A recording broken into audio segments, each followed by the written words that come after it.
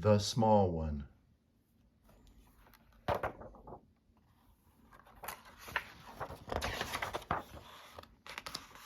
Before honor is humility. Proverbs 15:33. Once, long ago, there was a little boy who lived outside a town called Nazareth. His father owned 4 donkeys.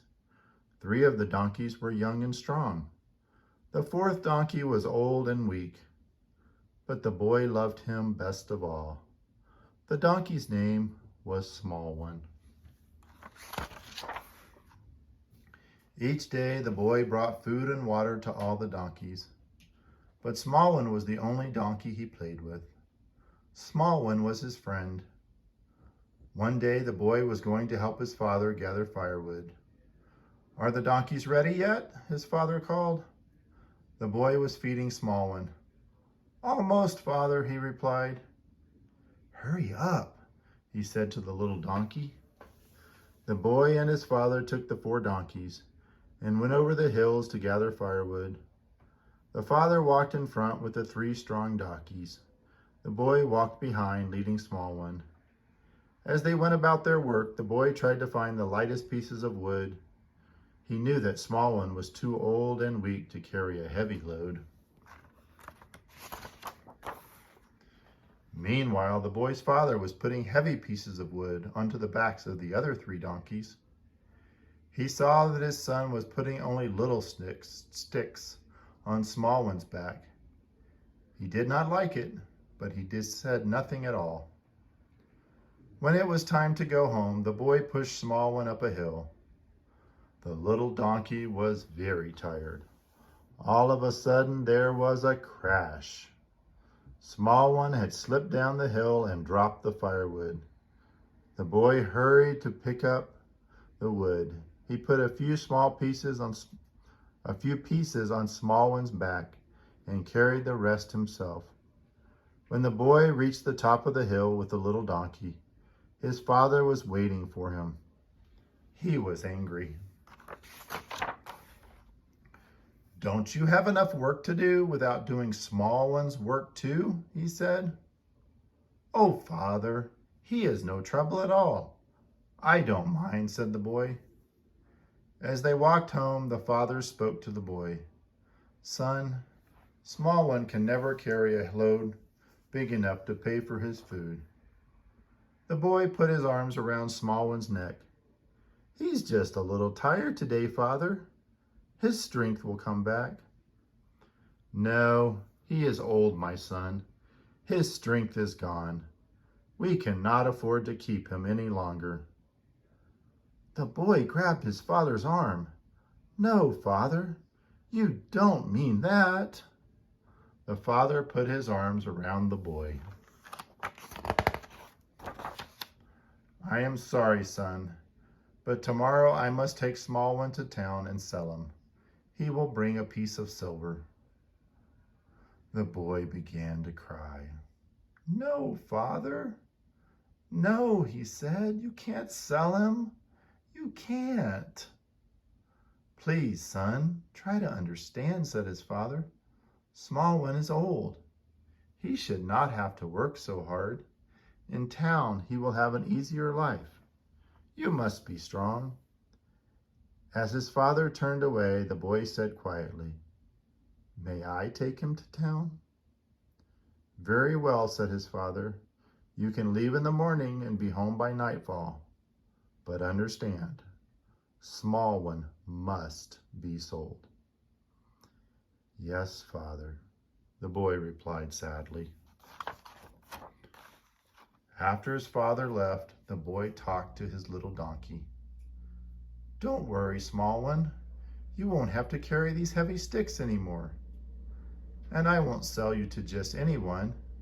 He will be someone special. Someone who will feed you and brush your coat and love you as I do."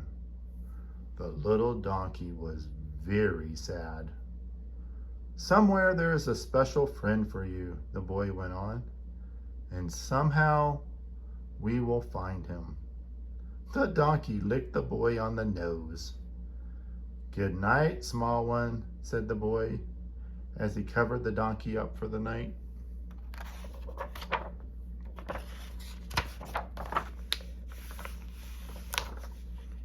The next day, the boy and small one walked over the hills to town. Soon they came to the town gates. The town was a very busy place. The boy and the donkey felt very small amid the legs of tall horses and camels and the wheels of many carts. At the gates, the boy and small one were stopped by a guard. "What do you want, boy?" he asked. "I've come to sell my donkey, sir," said the boy.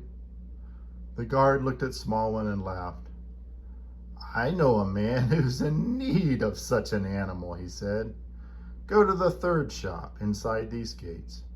"Oh, thank you, sir," said the boy.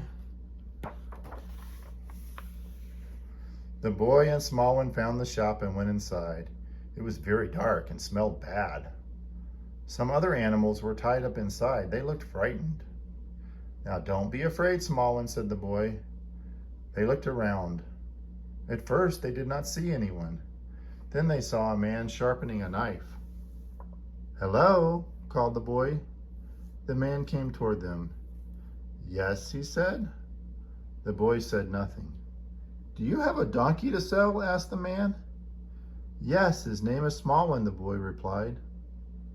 "I will give you 1 piece of silver.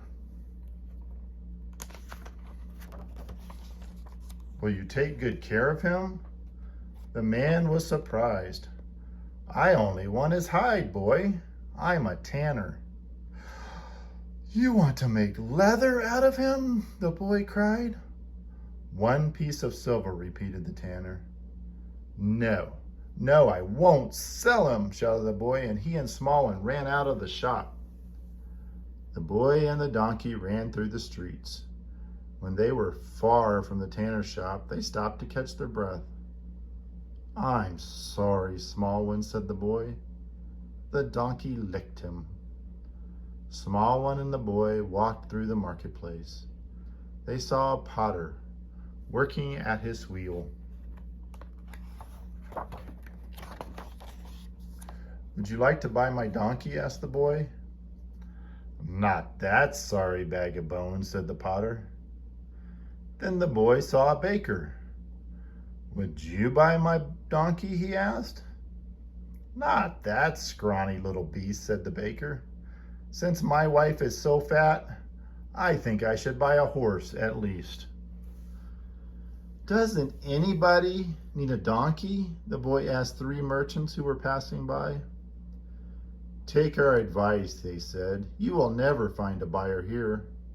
Go see the horse trader 3 blocks straight ahead." The boy took Small One over to the horse trader's stand. The trader was selling a beautiful horse for 50 pieces of silver.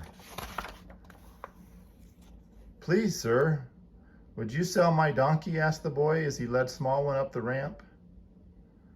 The man took a look at Small One and laughed and laughed.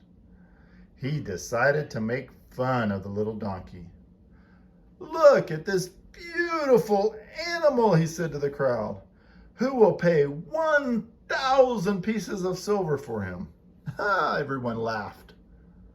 "But you can see that he is as strong as a bull," the horse trader continued as he got on Small One's back.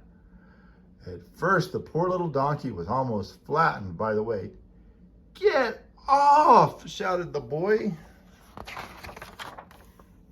But then Small One gathered up all his strength and tossed the man high into the air. The horse trader landed in a heap on the ground. "Get that miserable beast out of here," he shouted to the boy, who rushed away with his donkey. Small One and the boy walked slowly through the streets. The tired donkey knew there was only one solution.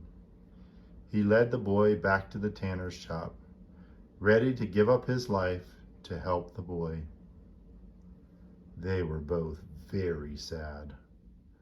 The boy sat down in the street and cried. He put his arms around Small One's neck. Suddenly, he heard a man's voice.